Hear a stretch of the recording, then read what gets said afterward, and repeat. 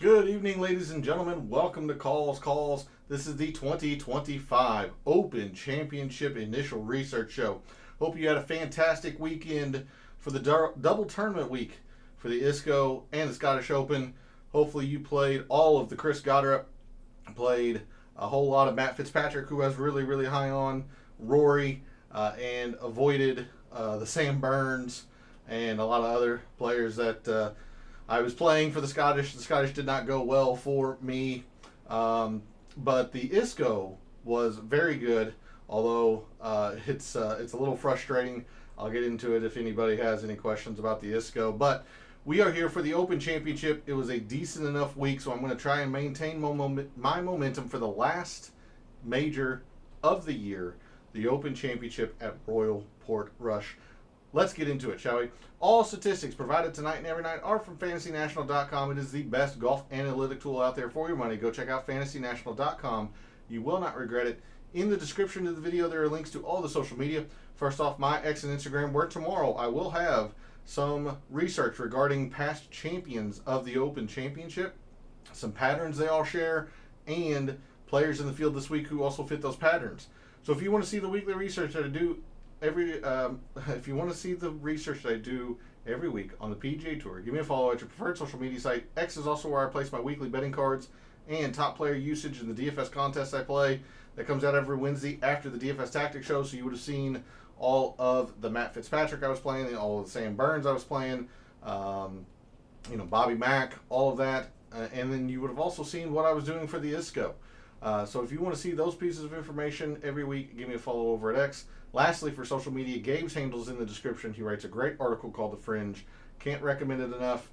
By being a subscriber to his article, you're going to get his deluxe version, which comes out every Wednesday with his projected ownerships and favorite plays and values and whatnot. And following him over on social media is where you're going to be able to see our detailed write-ups every week for the 2025 Picks Challenge. Hope you all decide to play along as well. So make sure you're following him over on social media. And then lastly, for this intro, we are live. Chat's open. I want to hear from you all. How was your week? How was the Scottish? What do you think of Chris Goddard moving forward?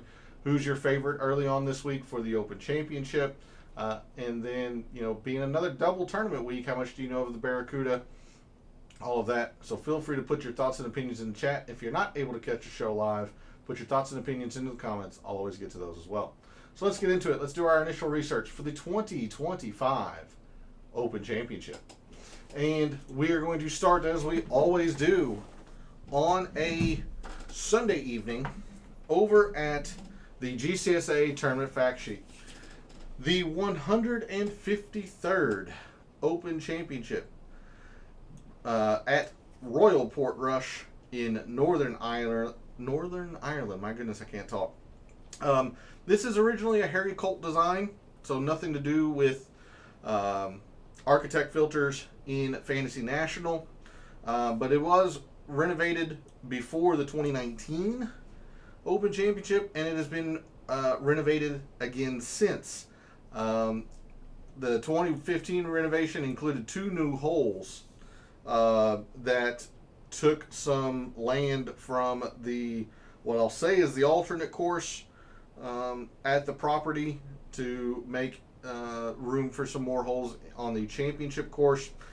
The most recent renovations: a new championship tee on number 4, which has added a little bit of length, and then the other course on the property has some basically a whole new front 9. The number 1 green has been adjusted to allow for more pin positions. Number 7 green was rebuilt, but basically the biggest changes is hole 4, hole 4, new championship tee on hole 4 to make that hole a little bit longer. All in all, we have a traditional par 71, 4 par 3s, 3 par 5s. Traditional par 71, almost 7,400 yards, 7,381 yards. So a fairly long course here at Royal Portrush. Greens are fescue, much like they were at the Renaissance Club. And we've got fescue throughout the course. Fairways, rough is fescue and bent with some indigenous grasses, but you see 6 inches. It is very, very, very difficult to play from if you are not near the fairway. They do keep kind of a step cut at 2 inches, so not very difficult to play out of. But once you get more wayward, it's going to be sometimes some trouble to find your golf ball. What you would expect at an Open Championship. Greens actually very small, especially for an Open Championship style course. Only 5,400 square feet. This is smaller than the PGA Tour average. So these greens are very tiny, especially when you consider link style courses. 22 acres of fairway, a little bit misleading, as the average fairway width's about 27 yards. Sorry, let me get my head out of the way. 27 yards. It's about average. Some holes will be a little wider. Some holes will be a little bit more narrow. There is a lot of rolling terrain at Royal Portrush. The course, for lack of better terms, meanders through all of the dunes and the valleys and the hills that are there. So a lot of elevation change throughout the course, even though at the top and the bottom, the highest and lowest point on the course isn't all that much. It's going to play a lot more hillier, I suppose, just due to all of the natural terrain there, which sets up some intriguing, some spectacular views, but some intriguing shots that these professionals have to hit, blind shots and dog legs and things like that. It's quite interesting, quite fun. Not a whole lot of bunkers for an open style or Open Championship venue. Only 57, and there's not a whole lot of pop bunkers. There are your customary pop bunkers that are prevalent throughout link style courses, but not a whole lot of bunkers. 2 holes with water in play, and that's pretty debatable as if they are really in play for the professionals.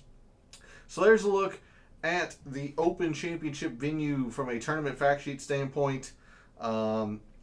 It's not one of the longest, 10, although it's fairly close at 73.81.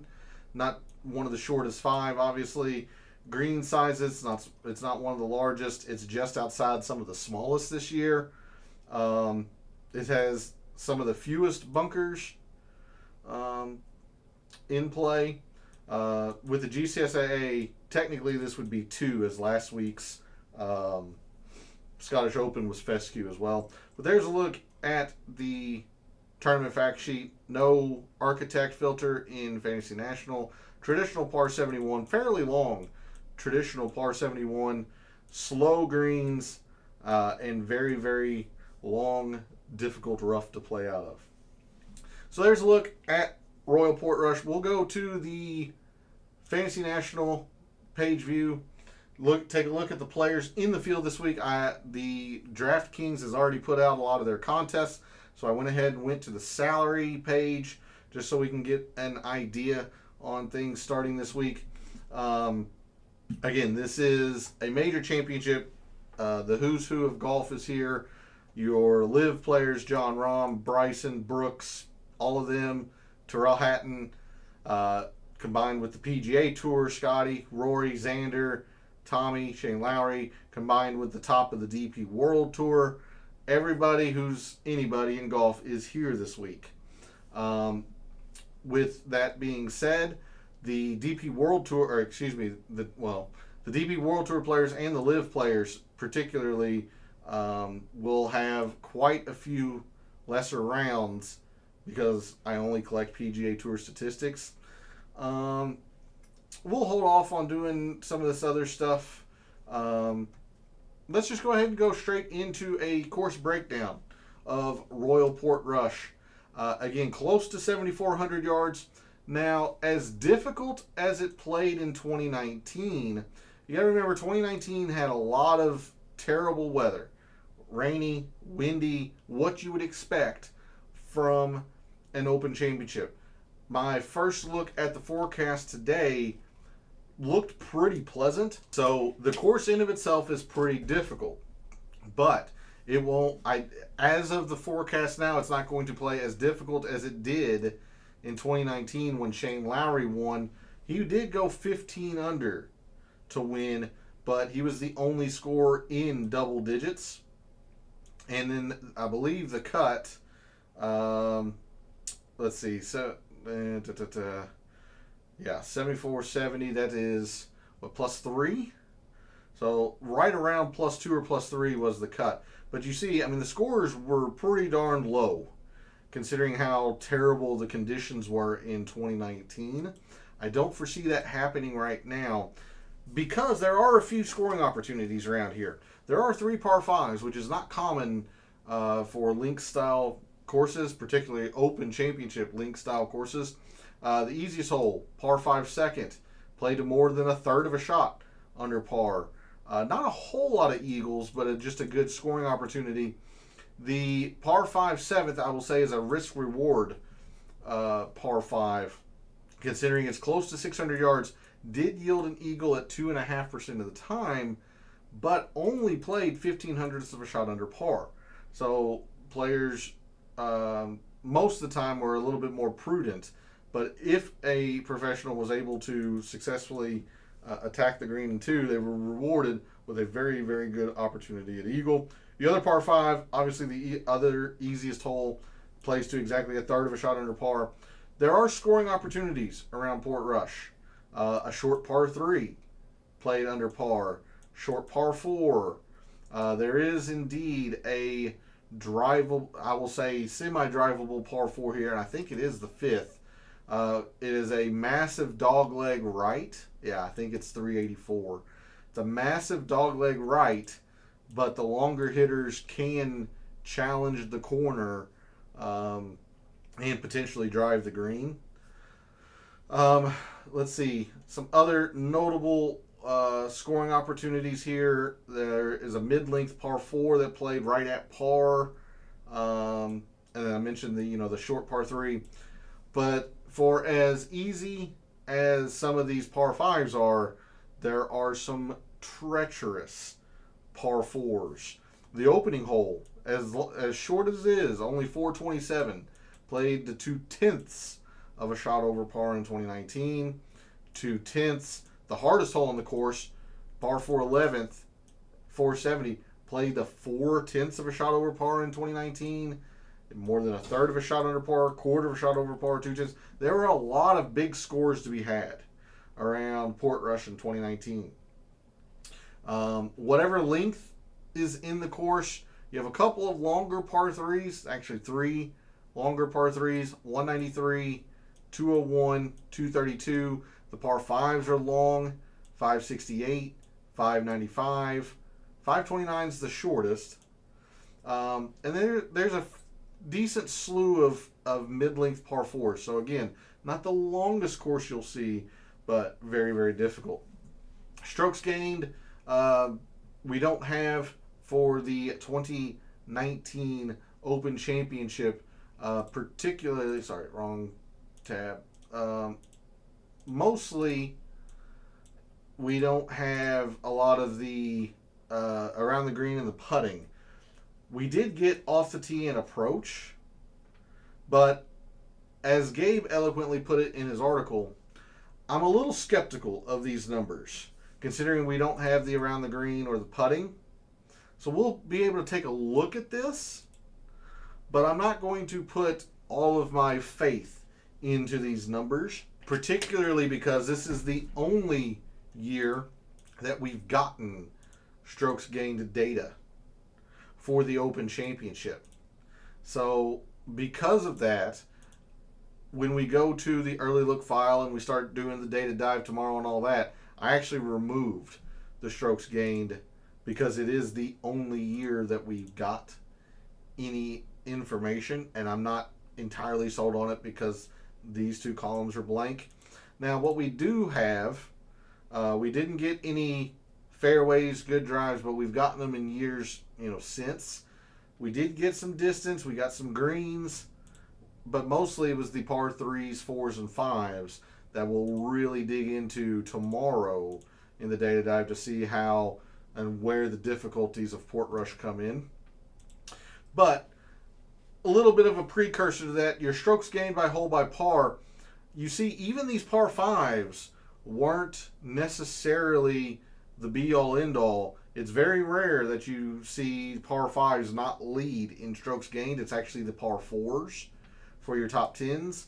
For your top 5s, starts to even out quite a bit. Again, highlighting the, I don't want to say non-factor, but the very mitigating factor that the par 5s are. And then for Shane Lowry, he actually didn't play the par 5s all that well.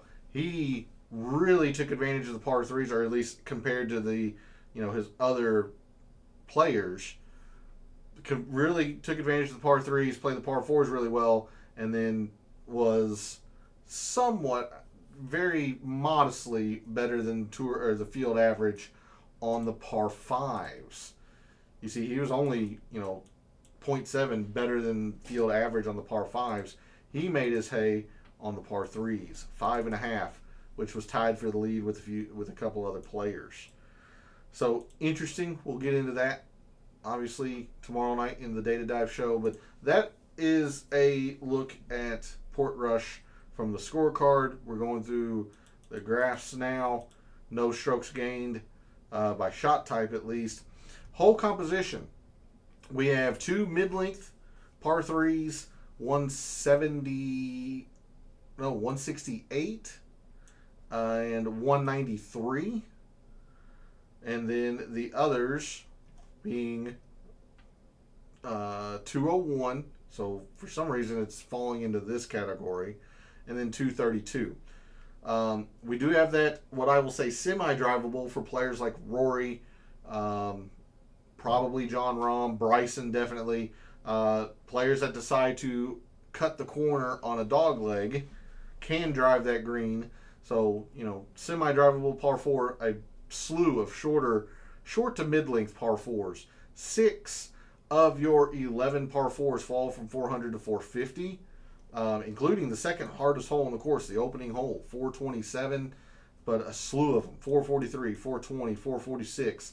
Yes, most of these are on the higher end, longer end of that range, but a decent amount of, mid-length par 4s. Hey, good evening, Darnell. Good to see you in chat. Thanks for jumping in there. Congratulations. I saw your post on social media on your success in Showdown. What I'm assuming is for the Scottish Open. I just saw your post. I didn't look at your lineup. So, but congratulations on that. Looks like you had a decent enough week for the Scottish. How was your week long? And then did you do anything for the ISCO? But good to see you in chat this evening. Much appreciated. Novak almost had me in first.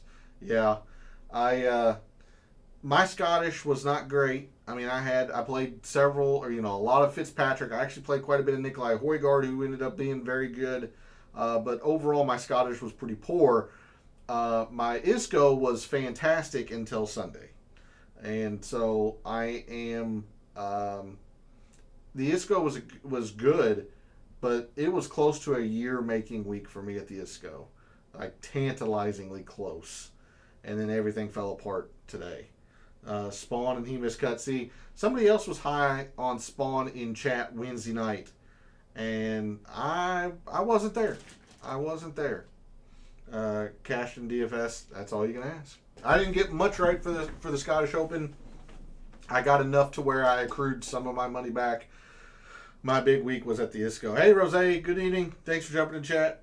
I'm riding Rory till the wheels fall off. I believe it was you. We were actually, ears must have been burning. I believe it was you who was very high on JJ Spawn, who, ended up missing the cut. So between you and I think we each had some good and some bad. I was very high on Fitz. I don't think you might have been playing some Fitz, or maybe you were off on Fitz. I was very high on him. Pinge was very good. But then again, a lot of the things that that I was going with, like Sam Burns didn't play well. None of the 6Ks or the DP World Tour players were very good. So a little bit of a mixed bag. I was telling Darnell that the ISCO was tantalizingly close to a year making week, and it all fell apart today.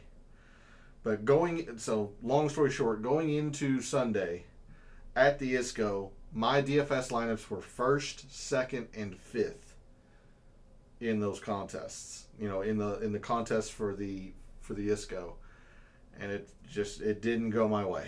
It just didn't go my way. It was going to be a very good week, and then Sunday happened, and I feel like I've been kicked in the nuts.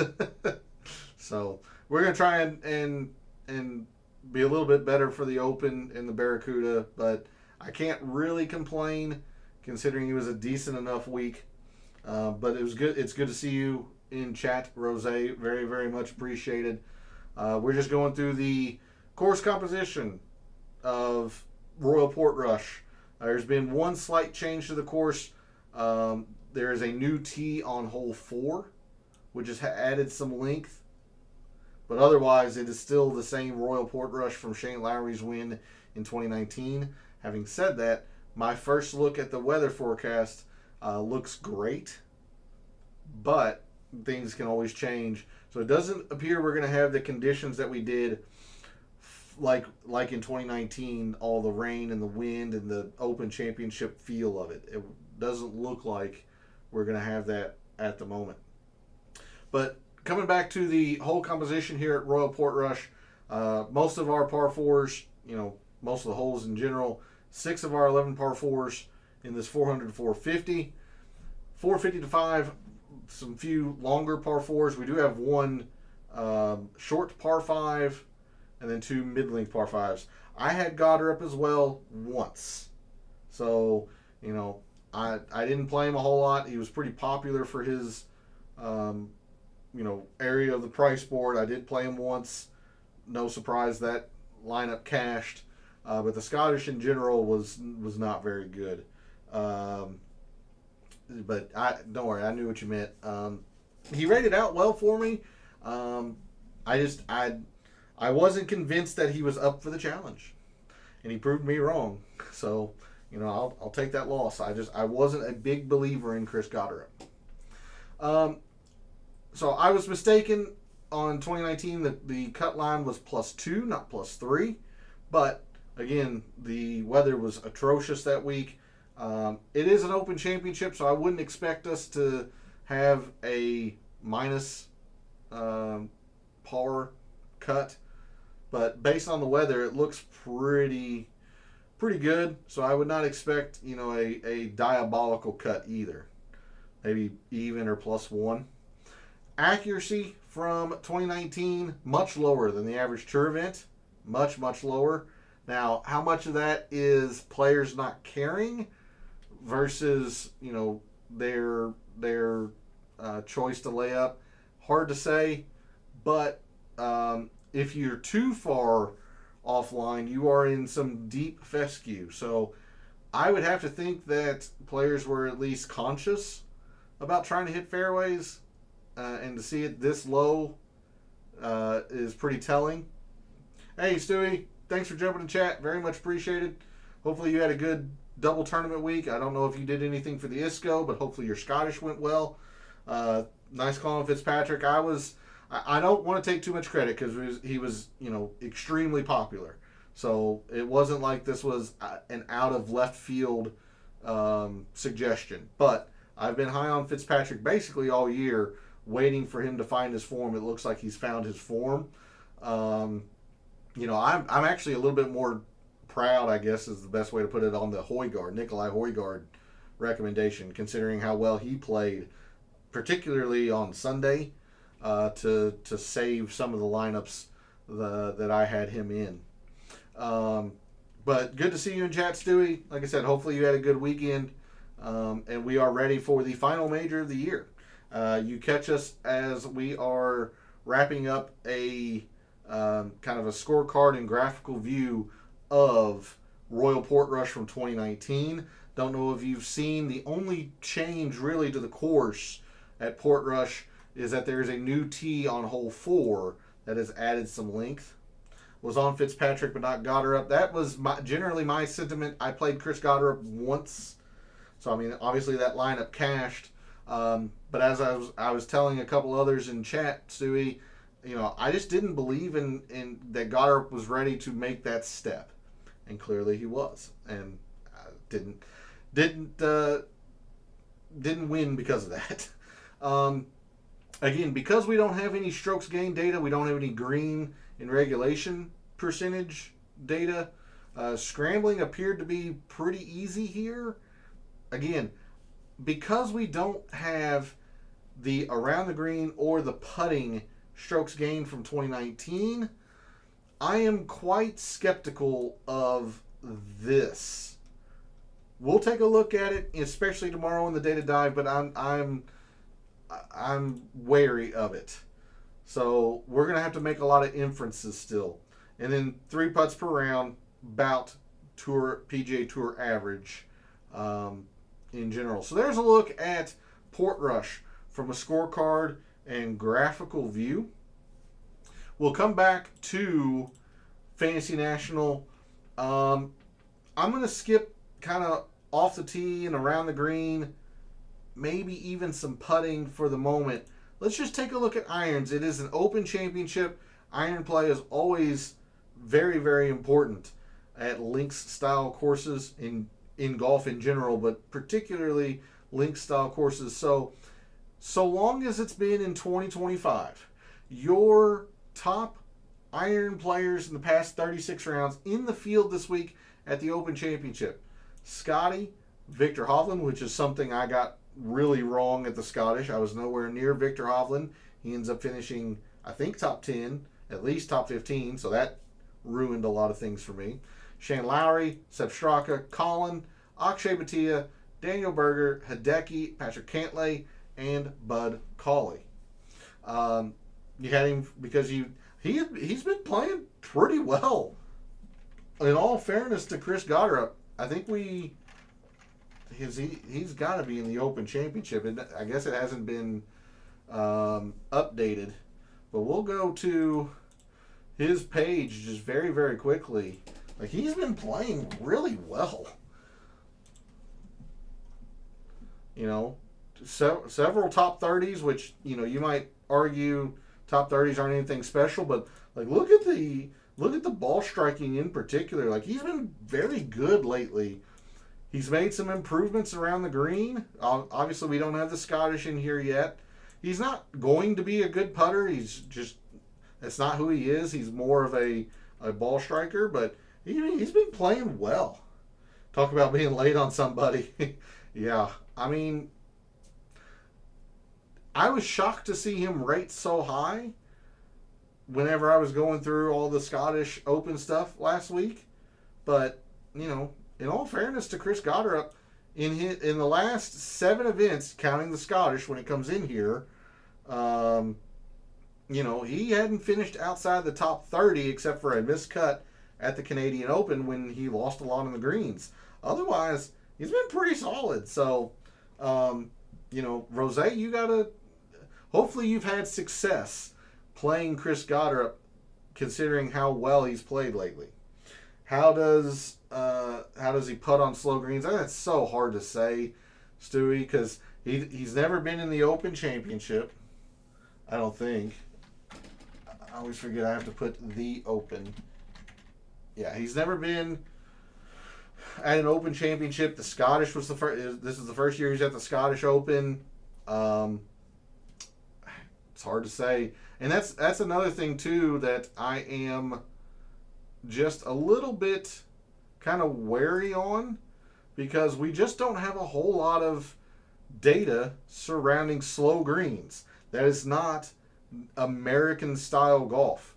In fact, we'll have to expand this to probably 2022, and even then, some players just don't have that gosh dang it, that many statistics.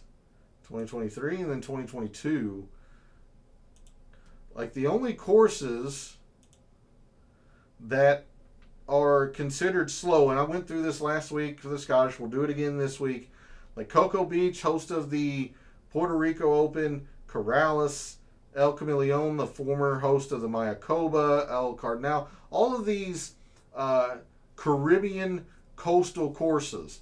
Pebble Beach has one round of slow. Plantation course is always slow. But again, the commonality here is these coastal courses that get a lot of wind, and they have to keep the green speeds down, or else they'll have trouble keeping the ball from rolling off the green. That's simply not very common on the PGA Tour. Jake Knapp to Mazak. Again, I keep telling you all that I didn't get much right. I was actually kind of high on Jake Knapp. I did mention him a little bit, that he was intriguing. I know he fell off a little bit today, but he still performed pretty darn well. So, not bad. I still think the best call I had was Nikolai Højgaard. But because you asked, Stewie, your top putters in the field for the Open Championship on slow greens. Now, again, recognize that there's very little data here. There is a very small sample size. For example, Shane Lowry has 2 tournaments. The AT&T Pebble Beach Pro-Am from this year, and the Mayakoba.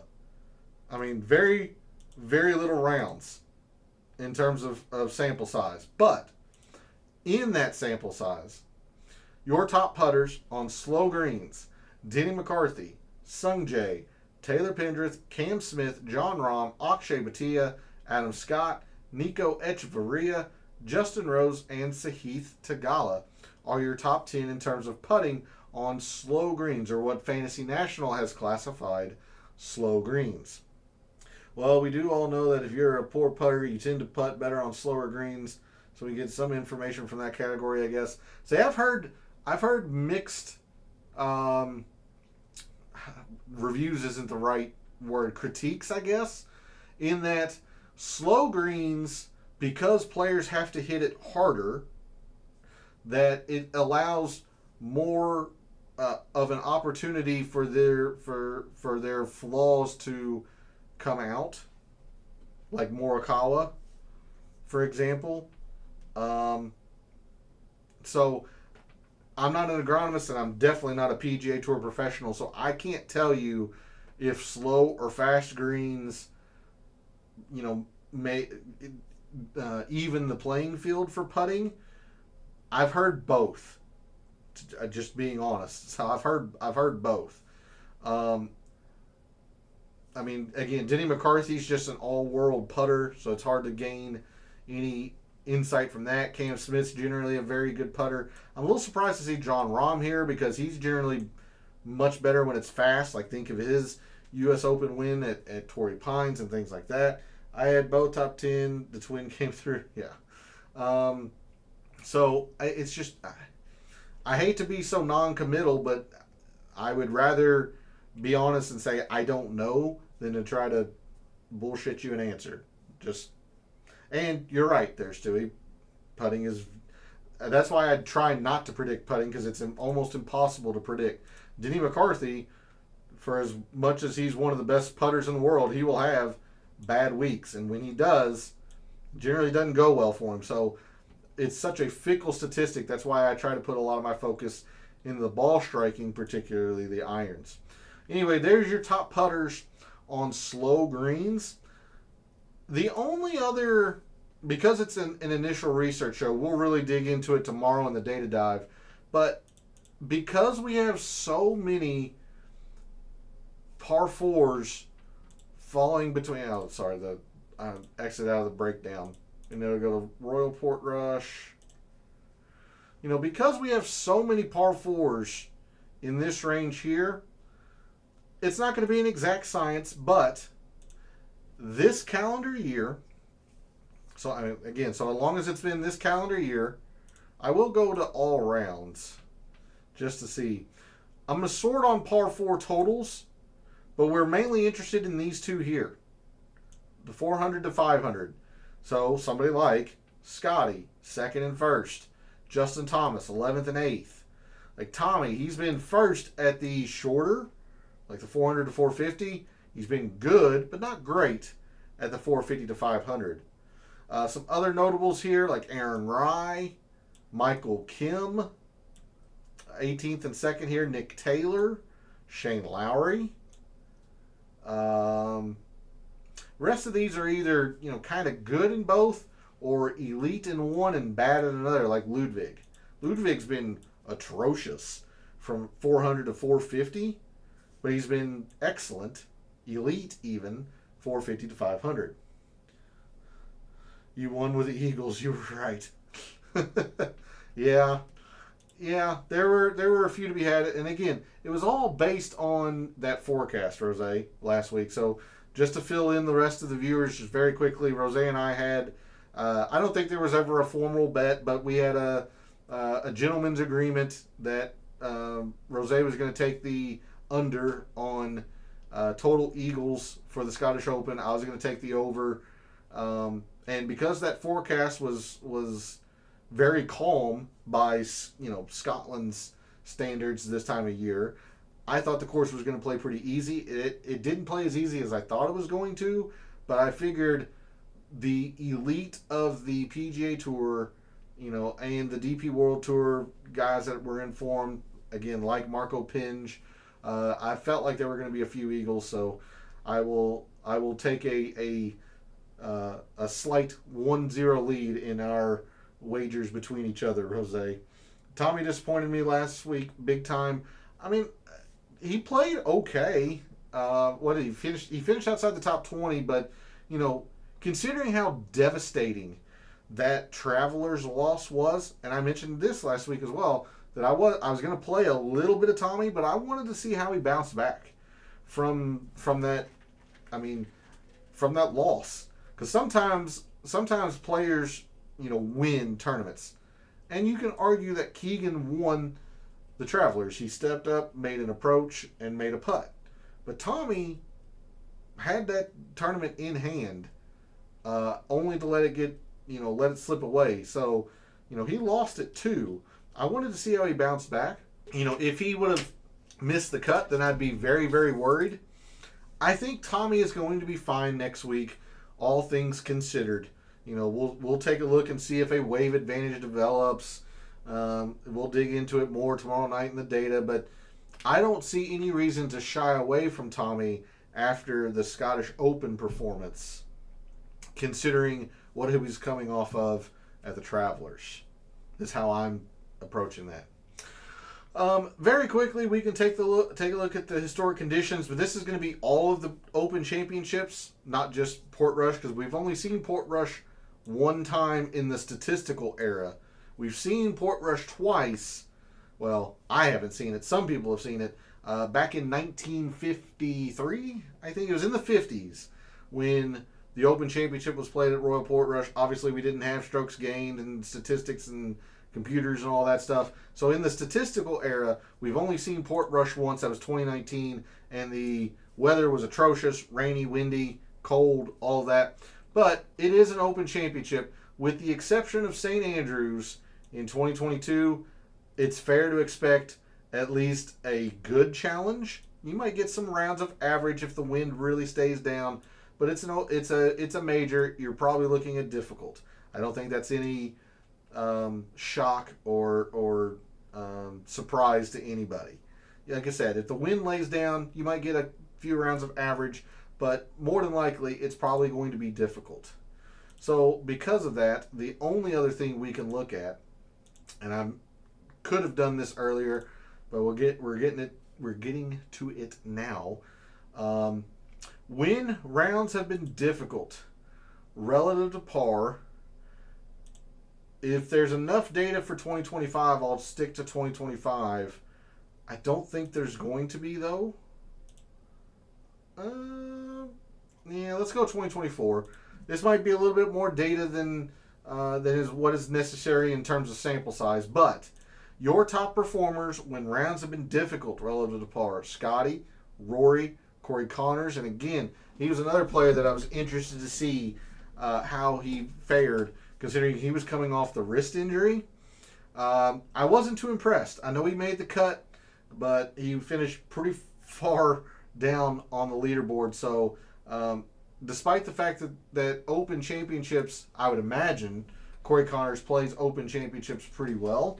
I think I'm going to stay away just to make sure, that wrist is still fine. He did have a top 15 in 2021. He did miss the cut at Royal Portrush Open Championships. He's generally been okay to good. 52nd isn't anything to write home about, but a top 25, the top 15s. Normally, Corey Connors would be somebody that I would keep an eye on, and don't be surprised if he rises considerably in my rankings come Wednesday night. After all, he was second in my rankings for the Scottish Open, but that mathematical formula doesn't know that he is dealing with a wrist injury. It's just looking at the stats.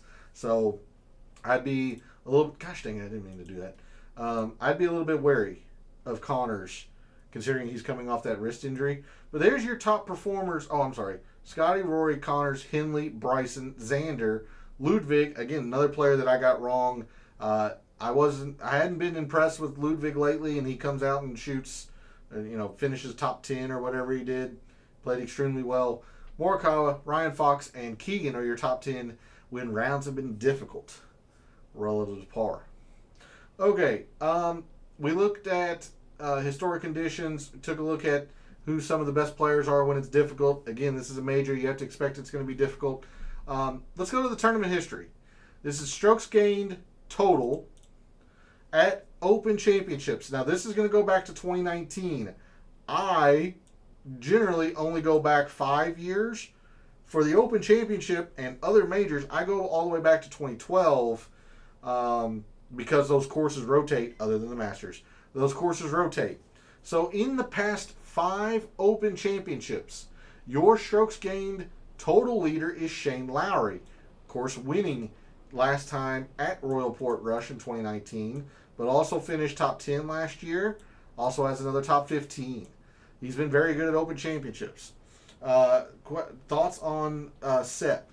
I don't want any part of Sepp this week. He's 0 for 3 in majors this year. I know he's playing well, but Sepp, I don't know if you heard that rumble. I'm starting to get a thunderstorm here, so don't mind me if I look up and see a flashlight or something. But anyway, Sepp is 0 for 3 at majors, and I figured he might play well at the Scottish because I didn't think it was going to be difficult. Sepp's generally better when it's easier.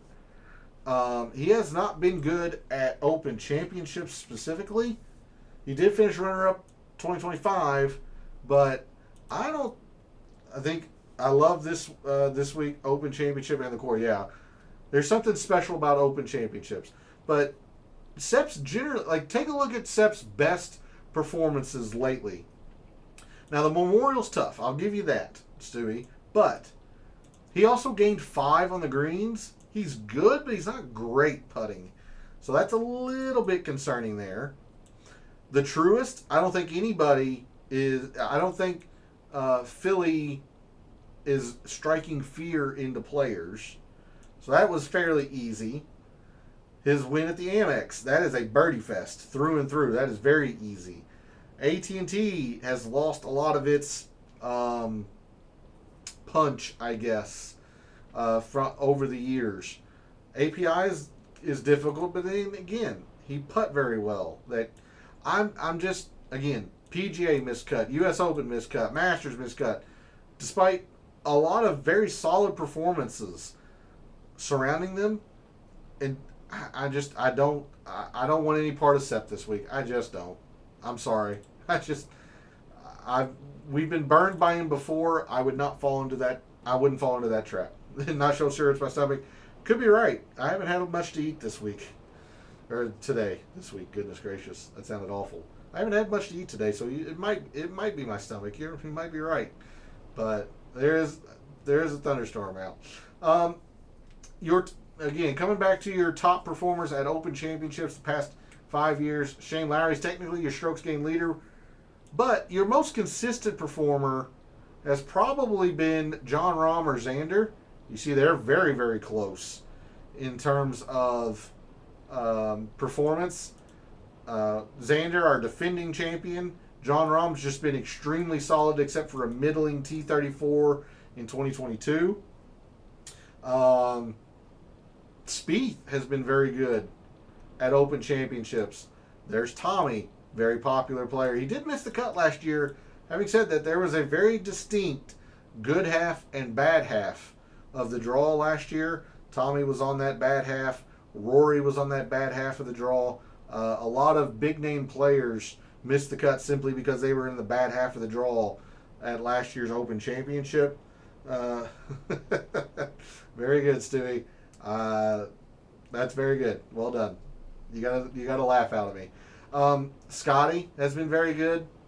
How do you all feel about Scotty's performance? You know, he was kind of lurking in terms of, you know, on the peripheral of contention, but never really challenged. It still looks great. It's a T8 for Scotty this week, or maybe it was a T6, but he never really threatened, I don't think, at least in my opinion. So how do you all feel about Scotty's performance this past week? You love Jon Rahm this week. He's been very good at Opens. Some other players here, some notable players. Cam Smith, winner at the Old Course in 2022. He's been pretty good at Opens. Rory, very Jekyll and Hyde, very boom or bust. Third, another top 10, but 2 missed cuts. Morikawa, you know, a win in his first Open Championship in 21, 2 missed cuts. Some other players here. Matt Fitzpatrick, 5 for 5, lacking a lot of the elite finishes, I would say, on an Open Championship, but he's been consistent. Much the same for Bobby Mack. He does have 2 top 10s, but his past couple of Open Championships leave a lot to be desired. Yeah, so there's a look at some of the better players in terms of strokes gained the past 5 Open Championships. Players who have not been good at Open Championships. Phil, I don't think that's really much of a surprise, but Phil, Mark Leishman 0 for 3 is back in the field this week. Tom Hoagie 1 for 3, leaving a lot to be desired in terms of performance.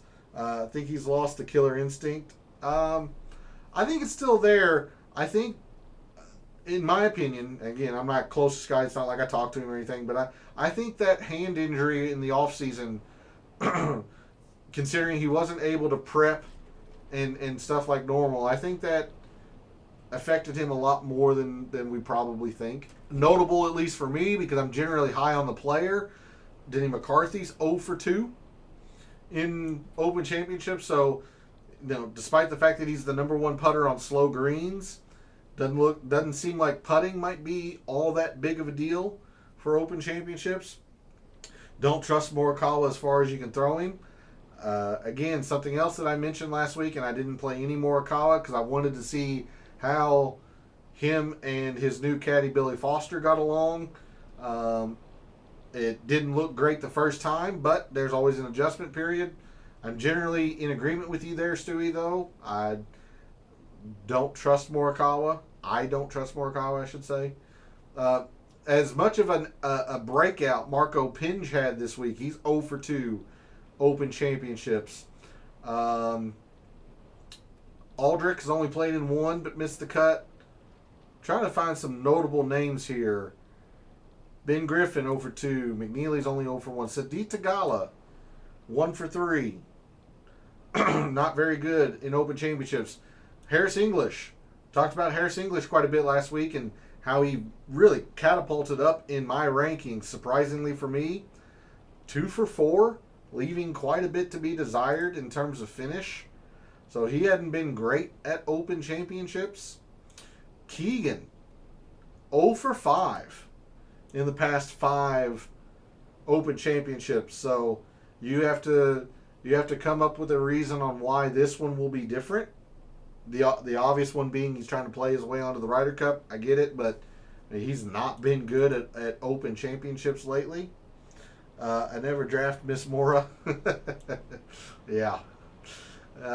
Joaquin Niemann, as popular of a player as he has been very underwhelming at Open Championships. Someone we had a little bit of back and forth on Rosé from last week is Langosk. He's had some very mixed performance at Open Championships. So there's a look at the players who have and have not been very good at Open Championships. And only because I did bring in the DraftKings pricing, I'll sort on the pricing for you just very quickly. Like Bryson has been pretty underwhelming, to be completely frank. He does have a top 10 at St. Andrews, but a couple of miscuts and a couple of middling to poor performances. But otherwise, other than Ludwig and his first attempt at an Open Championship last year, the top of the price board has generally played very well at Open Championships. Big fan of Romain Langosk. Yeah, that was one person I was making sure to put in one of my lineups. Again, I only played him once, but he played well. So that's really all I have for you all in terms of an initial research show. I will tease a little bit of the research. So, be on the lookout on social media tomorrow. I'll go through some trends of past Open champions. And then, of course, we'll go through a detailed look at how players have performed at Open Championships in years past. Really dig into Portrush. But that is what I have for you all in terms of a initial research show. I need to thank Darnell, Rosé, and Stewie for jumping in the chat. Very, very much appreciated. Thanks to everyone else out there who tunes in, watches, listens, supports the channel by liking the videos, commenting, subscribing. I always appreciate it. I love what I do. Taking a very in-depth look at golf statistics, giving you a statistician and data analyst view of what he sees, trying to help us all win a little bit of money in the process. I've had 2 pretty good weeks in a row. And the Rocket was so-so. So I'm doing okay right now. I'm going to try to keep that momentum for the final major of the year, the Open Championship. Thanks again for all the support, for all of the wagers you made this past week for the Scottish Open and the ISCO, for all the DFS contests you played this past week for the Scottish and the ISCO. And until I see you tomorrow night for the Data Dive show, may all your bets be profitable.